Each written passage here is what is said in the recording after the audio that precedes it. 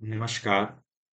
मैं आयुर्वेद एप्लीकेशन तथा चरक coaching centre की ओर से वैद्य धवल ढोलकिया आप सभी का आज के इस यूपीएससी सेशन अंतर्गत आप सभी का स्वागत करता हूं। तो आज हम डिस्कस करेंगे यूपीएससी की जो पोस्ट निकली है उनके बारे में। वैकेंसी नंबर क्या है? वैकेंसी नंबर है 240, 407, 251, 13।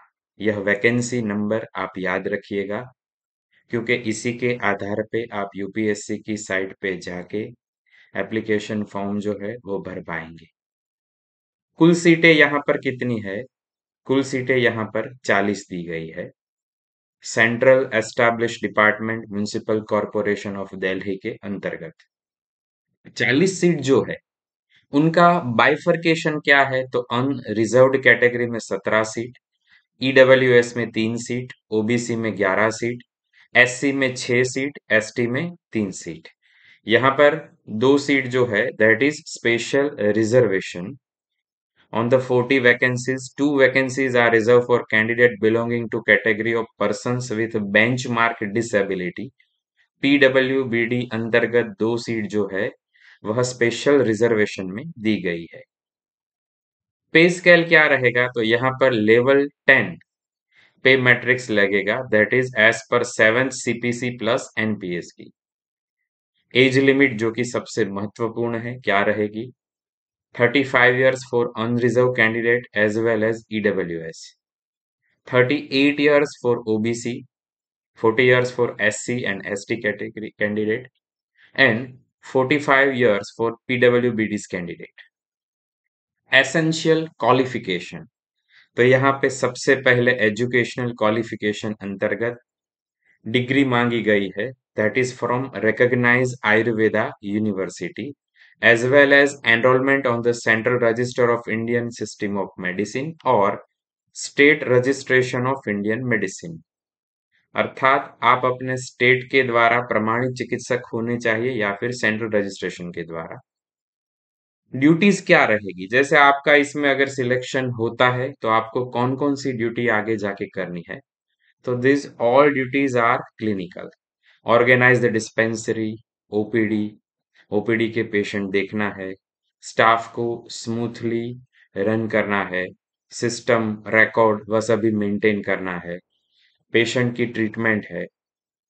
तो ये पूरा का पूरा जो ओपीडी लेवल में वर्क किया जाता है वह यहाँ पर आपको करना है। Other essential details, the post is permanent.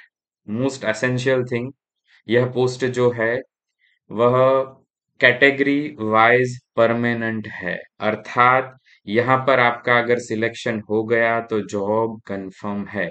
यह एडहॉक पोस्ट नहीं है। Category A and Ayush cadre of MCD. Headquarter कहाँ पे रहेगा? हेडक्वार्टर जो है वो दिल्ली रहेगा। Any other important condition, persons appointed to the service shall not be allowed to do private practice। अगर आप इसमें सिलेक्ट हो गए तो आप किसी भी तरह की प्राइवेट प्रैक्टिस नहीं कर पाएंगे। और भी यहाँ पे चीजें इंपॉर्टेंट बताई गई है जो खास आप सभी को ध्यान में रखनी है, वह क्या है? Online recruitment application that is ORA are invited for direct recruitment by selection through website. Website note कीजिएगा www.upsconline.nic.in। यहाँ पर जाके आपको रजिस्ट्रेशन करना है। रजिस्ट्रेशन ऑलरेडी शुरू हो गया है। क्लोजिंग डेट क्या है? Closing date for submission of online recruitment application that is ORA through website that is 2nd of May 2024। रात के 12 बजे तक आप कर सकते हैं, लेकिन 2nd मई वह क्लोजिंग डेट है। The last date for printing of the completely submitted online application is up to 3rd of May। Next है, यहाँ पर आपको कोई भी रॉन्ग इंफॉर्मेशन या मिसलीड इंफॉर्मेशन नहीं देनी है।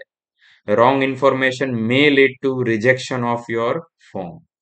खास याद रखिएगा।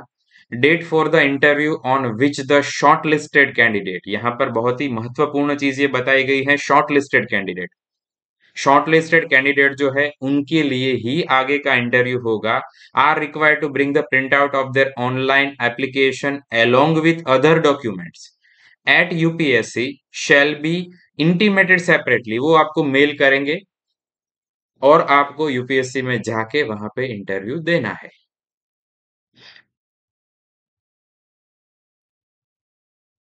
और महत्वपूर्ण चीजें इसमें बताई गई है पीडीएफ अंतर्गत, that is the category wise minimum level of suitability in interview irrespective of whether the selection is made only by interview or by recruitment test followed by interview will be for unreserved candidate 50 marks।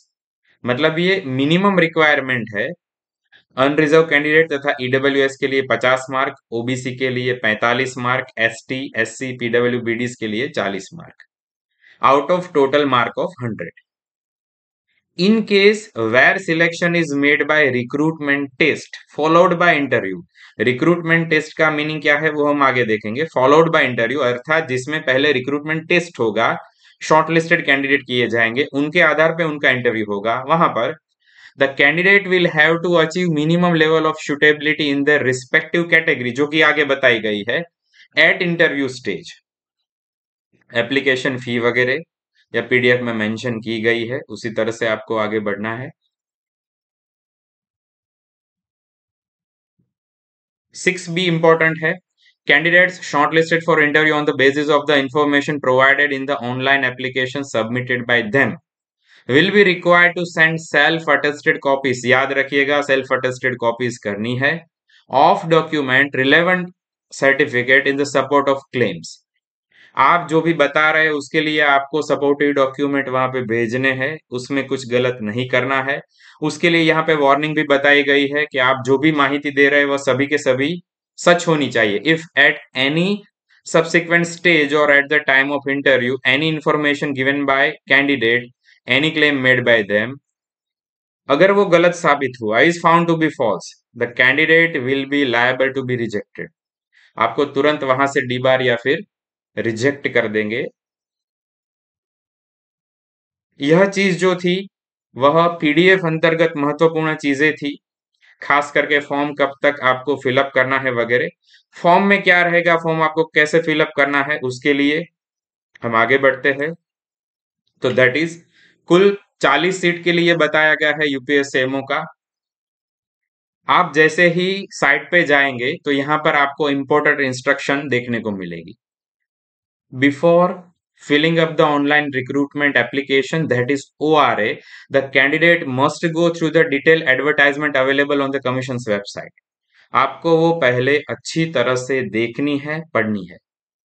The date for determining the eligibility of all candidates in every respect shall be prescribed closing date। Closing date का meaning का क्या है, यहाँ पर जो मई की तारीख बताई गई है वहां तक ही आप भर सकते हैं, वहां तक आपकी इंटर्नशिप खत्म होनी चाहिए।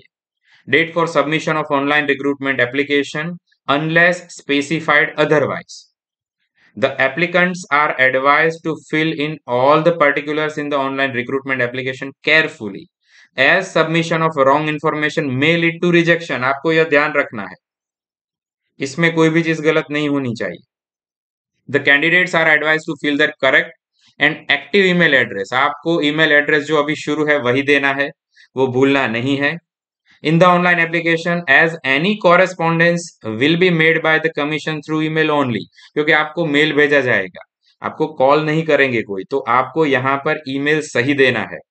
The candidates are also advised to refer to website of the commission for regular update of the recruitment case।